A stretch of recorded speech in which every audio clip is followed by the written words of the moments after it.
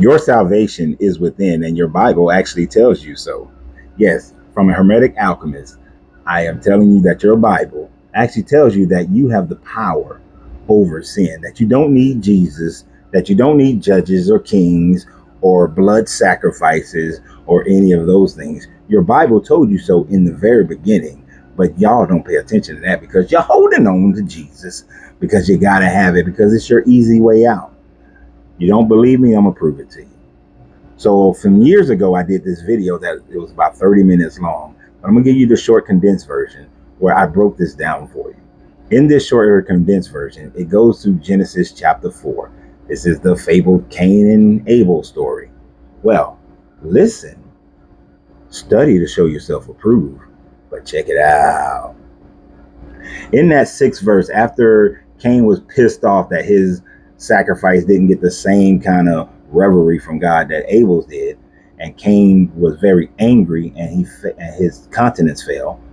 Verse 6 starts and says that, so the Lord said to Cain, why are you angry? And why is your countenance fallen? If you do well, you will not be accepted. If you do well, you will not be accepted. And if you do not do well, sin lies at your door. Wait a minute. And its desire is for you, but you should rule over it. After that, it says, now Cain talked with Abel, his brother. We don't know what the conversation was. We don't know what was said by Cain, what was said by Abel. And it came to pass when they were in the field that Cain rose up against Abel, his brother, and killed him. Now, I want y'all to think about something for a second here. This God is telling Cain that sin lies at your door. Some versions say that sin crouches at your door, meaning that it's waiting for you. It's not upon you. It's not controlling you. But the part there where he says that you should rule over it. But you should rule over it. Meaning that it was within Cain to rule over the temptation of anger and jealousy to not kill his brother, to not be angry with his brother. Now, many will say that, well, God knew that Cain was going to kill Abel anyway, and that God already understood and knew the whole process and plan that he had to bring kings and judges and animal sacrifices, a lot of animal sacrifices, and then bring Jesus, a human sacrifice, in order for man to be able to be free from sin, for Jesus to be the scapegoat for man. He knew that he would fall, that he would fail. If he knows that he's going to fail, then why give false information to Cain and tell him that he can rule over his sin? It is because this deity has actually had a moment of clarity in their writing and realized that sinful natures are not something that's outside of your control.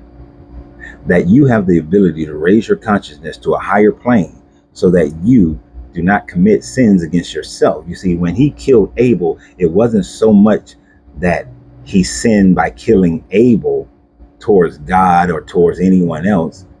His causation of sin first hurt himself, blasphemed against himself, his own soul. Now, him being that causation of blaspheming his own soul, the result was the taking of another person's life.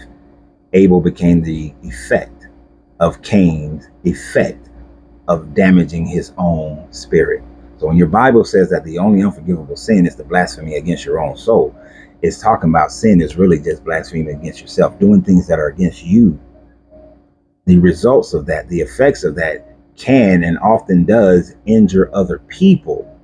But the true sin is what you did to yourself and no one else. This is why Cain got a slap on the wrist.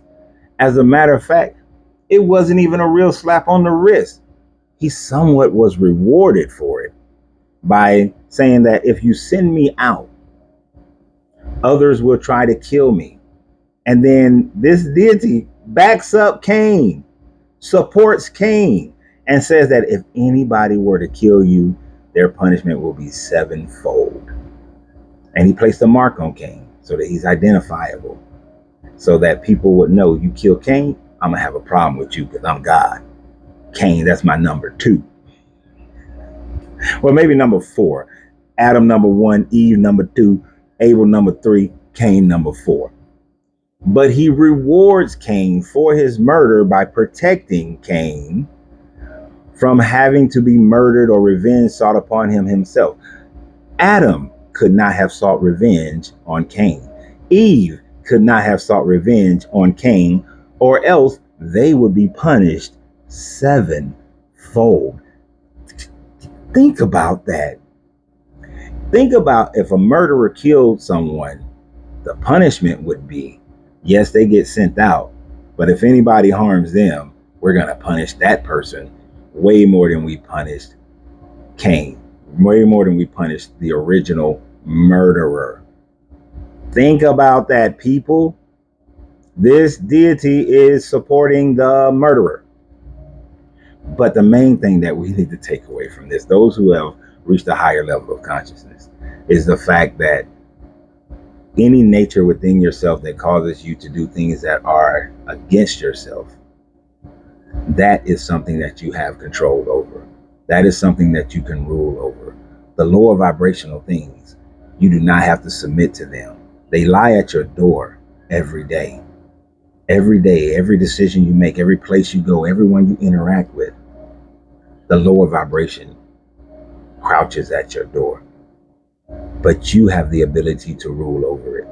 When you open your chakras, for instance, and you rid yourself of fear, of guilt, of shame, of loss of love or not being loving, not lying to yourself about who you really are, instead of trying to follow the conditionings of other people, be your true self. Understand that all things are connected throughout nature, and that earthly attachments, this matter plane of attachments, you have to let it go. You have to be willing to let it go. Stop worrying about it. Stop being so attached and connected to it, and recognize that it is just one plane of existence.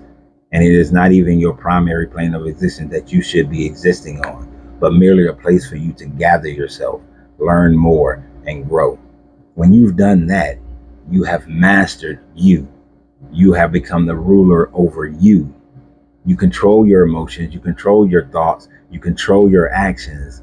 And when you do that, to blaspheme against yourself becomes something that you will not do 99% of the time, because we're not perfect. We are going to have those moments, but you will. And the stronger you grow in that, the less likely that 1% has an opportunity to sneak his way in. And you become the higher conscious master and hold the key to be able to live at a higher plane of existence, to have a frequency of a higher plane. And when you leave this poverty of flesh, you will ascend to a higher plane where you will start the process again, but just at a different level, with a different mindset, in a more blissful place that is of people with higher consciousness. So y'all, Cain, the story, it's a jacked up story, but this guy says that you don't need Jesus.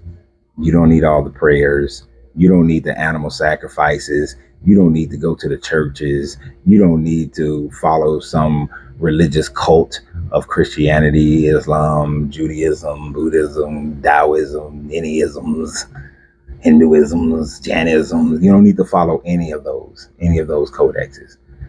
But open your eyes and open your eye, and you will see the pathway that is for you to be able to grow and become the greatest version of yourself. But remember, you have to free yourself to be yourself, because your greatness is non-negotiable. Good journey, good vibration.